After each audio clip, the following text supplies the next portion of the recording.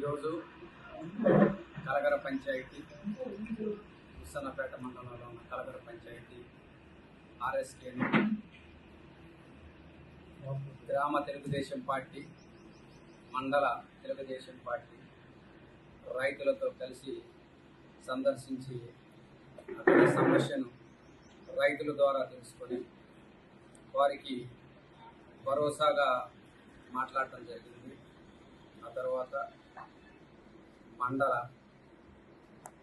ఉస్సన్నపేట మండల పార్టీ కార్యాలయంలో press meet నిర్వహించి వాస్తవాలను తిరువూరు నియోజకవర్గ ప్రజలకు, మరి ముఖ్యంగా అసమర్థ ఎమ్మెల్యే అయిన సమస్యలను పరిష్కరించడం చేతగాని ఒక దత్తమ్మ ఎమ్మెల్యేకి తెలియజేయాలన్న ఉద్దేశంతో ఈ ప్రెస్ మీట్ ఇక్కడ ఏర్పాటు చేయడం జరిగింది. ముందుగా కొలికెపూడికి తెలియని సమాచారం తెలియజేసే విధంగా అసలు తిరువూరు నియోజకవర్గంలో ఉన్న 4 మండలాల్లో సాగుబడి ఎంత, దిగుబడి ఎంత నీ దగ్గర సమాచారం ఉందా? ఏ రోజైనా నువ్వు వ్యవసాయ అధికారులు కానీ లేదంటే సివిల్ సప్లై అధికారులతో కలిసి పనిచేసి యంత్రాంగాన్ని కదిలించి రైతులను ఆదుకునే విధంగా ఏనాడైనా ప్రయత్నించేవారు? వాస్తవాలు ఎలా ఉన్నాయంటే ఈరోజు మనం చూసుకుంటే కేవలం తిరువూరు నియోజకవర్గంలోనే 34,750 మెట్రిక్ టన్నుల ధాన్యం పోయిన ఏడాది కంటే 110% పెరిగి ఇంత ధాన్యం రైతుల దగ్గర నుంచి కొనుగోలు చేసి మిల్లుకు సప్లై చేయడం జరిగింది. అదేవిధంగా విస్సన్నపేటలో 4,560 మెట్రిక్ టన్నుల ధాన్యం మిల్లులకు తరలించడం జరిగింది. ఇది పోయిన ఏడాదితో చూసుకుంటే దగ్గరగా 67% పెరిగింది. కొలికెపూడి శ్రీనివాసరావుకి ఈ సమాచారం తెలుసా? ఇంత పెద్ద మొత్తంలో సాగుబడి పెరిగి అధిక దిగుబడులుంటే రైతులు పండించిన పంటను వారికి లాభదాయకంగా ఉండే విధంగా చేయకుండా అల్లరి చేసే విధానం కొలికెపూడికి నిజంగా సిగ్గుంటారు సందర్భంగా అడుగుతుంది. అంతేకాకుండా గంపలగూడెంలో 65% దిగుబడి పెరిగి ఇప్పటి వరకు అంటే నిన్న 10/5కి దగ్గరగా 9,888 మెట్రిక్ టన్నుల ధాన్యం మిల్లకు తరలించడం జరిగింది. అదే ఏకొండూరులో కూడా 92% పెరిగి 6,432 మెట్రిక్ టన్నుల ధాన్యం. ఓవరాల్గా తిరువూరు నియోజకవర్గంలో చూసుకుంటే దిగుబడి 99% పెరిగింది. ఈ లెక్కలని అసలు కొలికెపూడికి తెలుసా? ఏ రోజన్నా సమాచారం తెప్పించుకున్నావా? ఇంత దిగుబడి ఉన్నప్పుడు తిరువూరు నియోజకవర్గంలో నువ్వు ఎక్కడున్నావు? ఎక్కడ పండుకున్నావు? ఎక్కడ నిద్రపోతున్నావు? రైతులు ఎందుకు ఆదుకోలేకపోయావు? తిరువూరులో ఉన్నావు. అసలు ఇక్కడ ప్రజల మొత్తాన్ని అడిగితే మా ఎమ్మెల్యే హైదరాబాద్లో ఉన్నారు. ఇంత పెద్ద సమస్య, రైతాంగం ఇంత పంట పండించి వాతావరణం సహకరించదేమనే భయంతో భయభ్రాంతులతో ఇబ్బందులు గురైతే ఎక్కడున్నావు? ఇవన్నీ పక్కన పెట్టి ఏం చేసావు? నువ్వు కలగరెళ్ళి ఏం చేసావు? నీకు అసలు సిగ్గు ఉన్నదా? కలగరెళ్ళి ఏం చేసావు నేను అడుగుతున్నా. రైతులను ఆదుకోవాల్సి పోయి, రైతులకు భరోసా ఇవ్వాల్సి పోయి దళారులు వ్యాపారం చేస్తున్నావు అనేసి ఏదో కొంతమంది మీద అక్కడ పురదడానికి. అసలు నీ బాధ్యత ఏంటి? నువ్వు చేయాల్సింది ఏంటి? నువ్వు ఒక అధికార పార్టీ ఎమ్మెల్యే. దళారుల ప్రమేయం ఎక్కువ ఉందంటే నువ్వు ఎందుకు అడ్డుకోవట్లేదు? అధికారుల సహాయంతో రైతులకు ఎందుకు న్యాయం చేయట్లేదు? అసలు వాస్తవం ఏమన్నా ఉందా? అక్కడ దళారులు రైతుల దగ్గర ధాన్యం కొని ఎక్కువ మొత్తంలో రైతులకు అన్యాయం చేస్తున్నారు అంటే నీ బాధ్యత కదా. నిన్ను కదా ప్రజలు ఎందుకుంది? నిన్ను కదా మన తెలుగుదేశం పార్టీ నాయకులు కార్యకర్తలు ఏదో పొడుస్తావు చేస్తావు పీకుతావు అని నిన్ను కదా ఎన్నుకుంది. తెలుసునే ఉంది నువ్వు ఒక అసమర్థత ఎమ్మెల్యే, చేతగాని ఎమ్మెల్యే అనేసి. అధికారులతో పనిచేయించుకోవడం చేత కాదు, అధికారులతో సమన్వయంతో ముందుకు వెళ్ళడం చేత కాదు, కార్యకర్తలు కనీసం గౌరవించడం చేత కాదు, కార్యకర్తలు కష్టపడి పనిచేసిన వాళ్ళు ఎవరో గుర్తించడం చేత కాదు.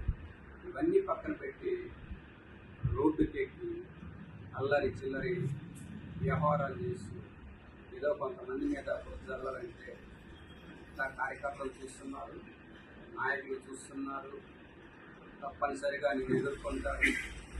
అయినా నీ ప్రస్థానం ఎవరికి తెలియదు. వెళ్ళిపోయి ఇదే సందర్భంగా అడుగుతున్నాను. ఎమ్మెల్యే రైతులు మొదట నువ్వు కదా ఆకుపచ్చ గొడ్డ తలకు కట్టుకొని వచ్చింది, రైతుల తరఫున పోరాడతాను అనేసి. ఆ ముసుగులో నువ్వేం చేసావో ప్రజలకు తెలియదా? ప్రజలకు వాస్తవాలు తెలియదా? ఆ ముసుగులో డబ్బులు ఎంతమంది దగ్గర వసూలు చేశావు, ఏ విధంగా వసూలు చేశావు, ఎంత మేర అవినీతి పాల్పడ్డావు. ఒక స్వయం ప్రకటిత మేధావిగా వచ్చావు కదా. కూర్చుకునేది నేనే, గంట కొట్టేది నేనే, లేదంటే ప్రకటనలు ఇచ్చేది నేనే, ఉపన్యాసాలు ఇచ్చేది నేనే అనేసి ఒక రైతాంగం తరఫున ఒక పచ్చగొడ్డ కట్టుకుని వచ్చావు కదా. ఆ రోజు చేసింది ప్రజలకు తెలియదా? వాస్తవాలు తెలియదా? నువ్వు ఏ విధంగా రైతులు మోసం చేసింది.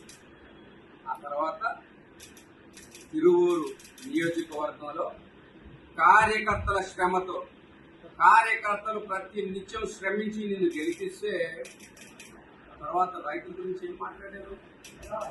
రైతులు విశ్వాసం లేని పుస్తలుగా కొలిచావా లేదా? అది నీ నీచ రాజకీయానికి, నీచత్వానికి ఒక నిదర్శనం. తెలుగుదేశం పార్టీ శ్రేణులు, మరి ముఖ్యంగా తిరువూరు నియోజకవర్గంలో ఉన్న ప్రజలందరూ కూడా గమనించారు. అంతేకాకుండా మళ్ళీ నేనేదో రైతాంగానికి చేయాలనేసి నీకు ఒక పక్క ఆహ్వానం లేకపోయినా మొన్న మాధవరంలో రాజముద్రతో వేసిన పట్టాదారు పాస్ పుస్తకాలు పంచాలి అనేసి నీకు పిలుపు లేకపోయినా అక్కడికి వెళ్ళి కొన్ని ఫోటోలు దిగి హల్చల్ చేశావు. ప్రజలందరూ దీన్ని కూడా గమనిస్తున్నారు. నీ నీచ రాజకీయాలు, మరి ముఖ్యంగా నువ్వు కొంతమంది మాజీ ఎంపీ సన్నిహితులతో కలిసి వైసీపీకి అంటగాగి ఇక్కడ చేసే నీచ రాజకీయాలను, నీచ ప్రవర్తనను, నీచ బుద్ధిని ప్రజలందరూ కూడా గమనిస్తున్నారు.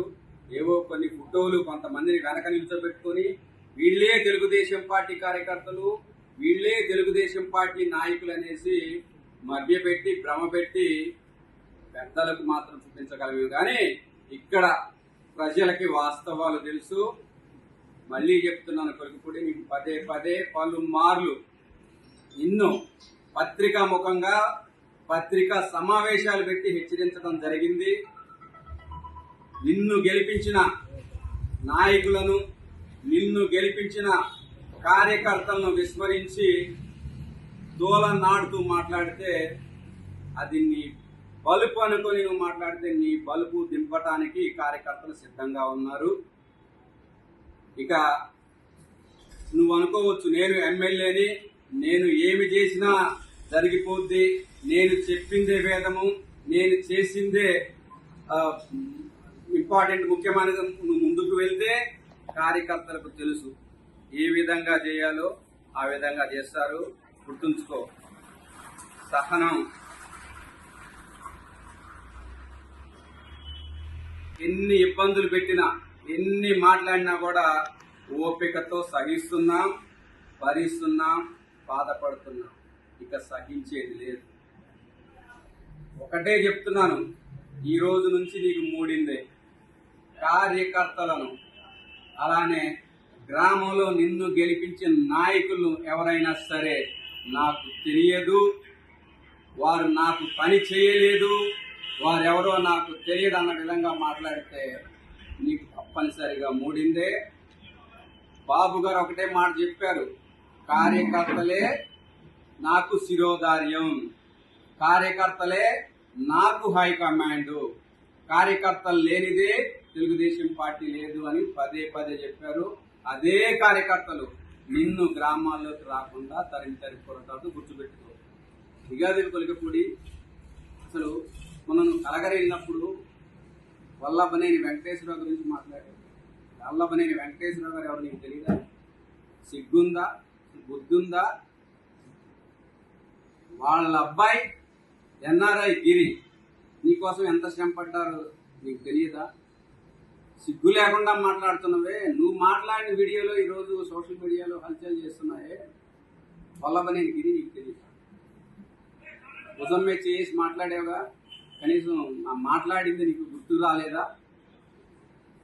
నువ్వు చేసిన వాగ్దానాలు నువ్వు తీర్చకపోతే అది చర్చిల్లో కానీ, మసీదుల్లో కానీ, కాలనీల్లో కానీ, చదువుకునే పిల్లల దగ్గర కానీ తెలుగుదేశం పార్టీ నాయకుడు నా హామీ ఇచ్చాడు, తెలుగుదేశం పార్టీకి ఇబ్బంది కలుగుతుందనేసి వల్లభనేని గిరి ముందుకొచ్చి ఈ వాగ్దానాలను నెరవేర్చింది నీకు తెలీదా?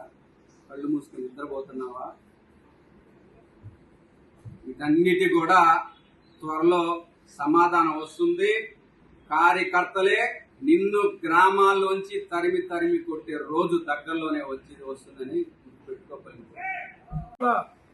ఇవాళ మన తెలుగుదేశం పార్టీ అయినా సరే మన పార్టీ పెద్దల్ని బాబు గారి దగ్గర నుంచి నేను కూడా మాట అంటున్నాను.